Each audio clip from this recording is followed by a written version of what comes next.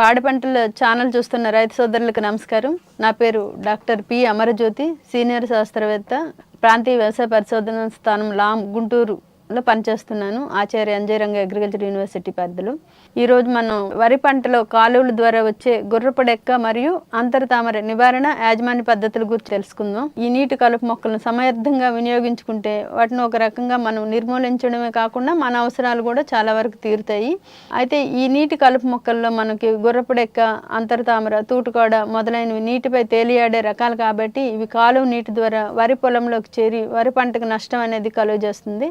అయితే దీని నిర్మూలన విషయం ఎలా యాజమాన్యం చేపట్టాలి ఇప్పుడు మనం ముందుగా తెలుసుకుందాం. ఈ నీటి కలుపు మొక్కలైన గుర్రపడెక్క, అంతర తామర కలుపు నివారణ పద్ధతులు నీటి ఉపయోగాన్ని బట్టి నిర్ణయించుకోవాలి. ఉదాహరణకు పంటలు, మురుగునీటి కాలువలు అయితే ఈ నీటి ప్రవాహాన్ని నిరోధించకుండా కలుపు మొక్కలన్నింటినీ పూర్తిగా నిర్మూలించాలి.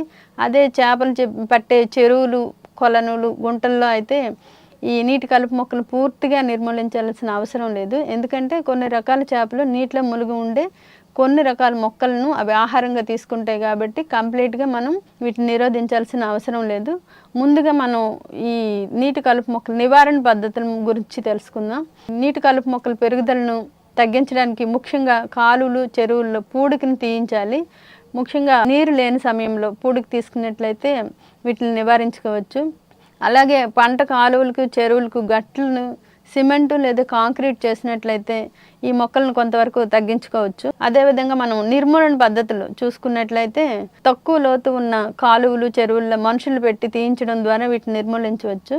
అదేవిధంగా వేసవికాలంలో నీరు లేని సమయంలో పూడికి తీయడం వలన, మనుషులతో తీయించడం వలన వీటిని చాలా వరకు నిర్మూలించవచ్చు. ఇకపోతే యాంత్రిక పద్ధతులు విషయానికి వస్తే మనం నీటి లోతు తక్కువగా ఉన్నప్పుడు మనుషులతో తీస్తాము. సాధారణంగా నీటిలో పెరిగే కలుపు మొక్కల్ని ముందు ఒక పదునైన కత్తితో పై భాగాన్ని కోసి తర్వాత పెద్ద పెద్ద గొలుసులు ఉపయోగించి వేర్లతో సహా పెకిలించడం అనేది ఒక పద్ధతి. అదే చిన్న చిన్న కాలువలు అయితే ఇద్దరు మనుషులు అటు ఇటు నిల్చొని గొలుసులతో లాగడం ద్వారా కూడా దీన్ని నిర్మూలించుకోవచ్చు. ముఖ్యంగా ఈ అంతర తామర అలాగే గుర్రపడెక్క నీటిపై తేలే మొక్కలు కాబట్టి కొన్ని ప్రాంతాల్లో తడికలు వంటివి, అలాగే చేపలు పట్టే చేపల వంటివి పెడితే అక్కడ ఆగిన మొక్కలను తీయడం ద్వారా వీటిని నిర్మూలించుకోవచ్చు. అదేవిధంగా జీవరాశులను ఉపయోగించి కూడా ఈ నీటి కలుపు మొక్కలను నిర్మూలించుకోవచ్చు. నీటి కలుపు మొక్కలు నిర్మూలించడానికి కొన్ని రకాల కీటకాలు, శిలీంధ్రాలు, నత్తలు, చేపలు వీటి నిర్మూలనలో ఉపయోగించుకోవచ్చు. ముఖ్యంగా కీటకాల విషయానికి వస్తే నియోకిటినా బ్రూచి, నియోకిటినా ఐకోర్నియా అనేవి వీటిని మనం ఈ ముక్కు పురుగులను మనం గుర్రపడెక్క ఉన్న చెరువుల్లో వదిలినట్లయితే కొద్ది కాలంలోనే ఇవి అభివృద్ధి చెంది గుర్రపడెక్కను పూర్తిగా నిర్మూలిస్తాయి.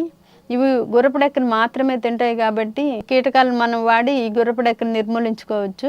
ఇక్కడ మనం ఈ ఫోటోలో మనం చూసుకున్నట్లయితే గుర్రపడెక్కను వివిధ పద్ధతుల ద్వారా ఎలా నిర్మూలించుకోవచ్చో, ఒకటి భౌతిక పద్ధతులు, జీవరాశులను ఉపయోగించి, అలాగే రసాయనాలను ఉపయోగించి మనం నివారణ పద్ధతులు చేపట్టవచ్చు.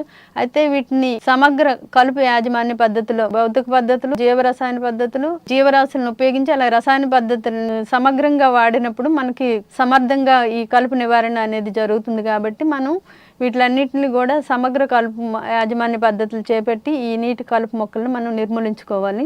ముఖ్యంగా రసాయనాలతో ఈ కలుపు మొక్కల నిర్మూలన మనం చూసుకున్నట్లయితే సాధ్యమైనంత వరకు కూడా మనం రసాయనాలు పద్ధతులకు దూరంగా ఉండాలి. ఎందుకంటే రసాయన మందులు వాడినప్పుడు నిర్మూలనతో పాటు ఇవి నీటిని కలుషితం చేస్తాయి. ఈ కలుషితమైన నీటి పశుపక్షాదులు తాగడానికి పనికిరావు. అలాగే మందు ప్రభావం ఎక్కువగా ఉంటే ఆ నీటిని సున్నితమైన పంటలకు ఆ నీటిని ఉపయోగించరాదు. అలాగే మానవులకు ముఖ్య ఆహారమైన చేపలకు కూడా ఈ మందులు చంపకుండా ఉండగల మోతాదు మాత్రమే మనం వాడాలి.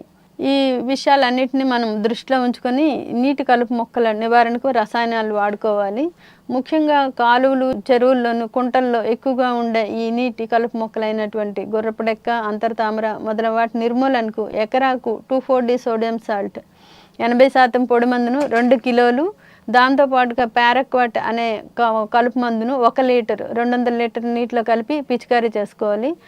అంటే 1 లీటర్ నీటికి 10 గ్రాములు 2,4-D సోడియం సాల్ట్తో పాటు 5 మిల్లీ లీటర్ల పారాక్వాట్ వాడి ఈ నీటి కలుపు మొక్కలను మనం నిర్మూలించుకోవచ్చు.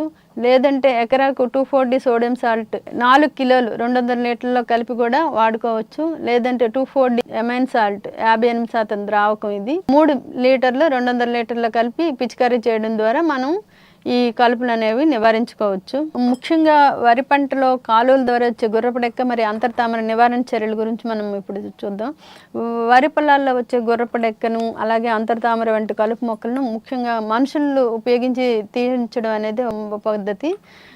మనుషులతో తీయించడం కష్టం అనుకుంటే వరి పొలంలోకి కాలువ నీరు వచ్చే ప్రాంతంలో మనం నీటిపై తేలే గుర్రపడెక్క అంతర్తామర వంటి మొక్కలు నిర్మూలించడానికి కొన్ని ప్రాంతాల్లో తడికెలు వంటివి అలాగే చేపలు పట్టే చేపలు వంటివి పెడితే అక్కడ ఆగిన మొక్కలను తీయడం ద్వారా కూడా మనం వీటిని వరి పొలంలోకి రాకుండా నిర్మూలించవచ్చు.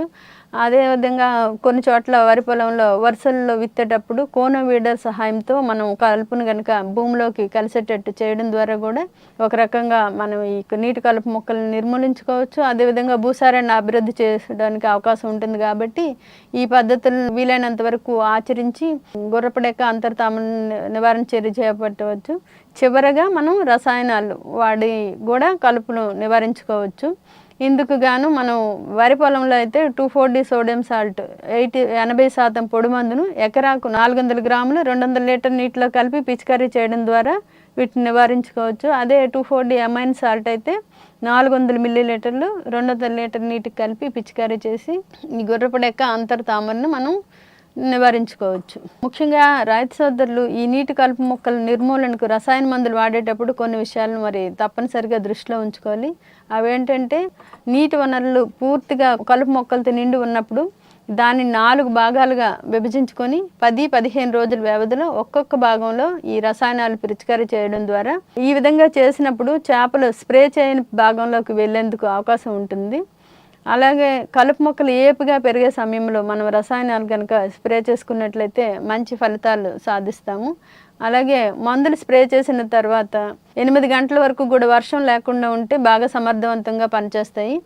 అలాగే నీరు ప్రవహించేటప్పుడు ఈ రసాయనాలు వాడడం అనేది మంచిది కాదు. ప్రవహించే నీటి కాలువల్లో ఈ రసాయనాలు వాడకపోవడమే మంచిది. ప్రత్యేకించి గుర్రపడెక్క వంటి నీరు లేనప్పుడు స్ప్రే చేయడం వల్ల మంచి ఫలితాలను మనం చూస్తాము.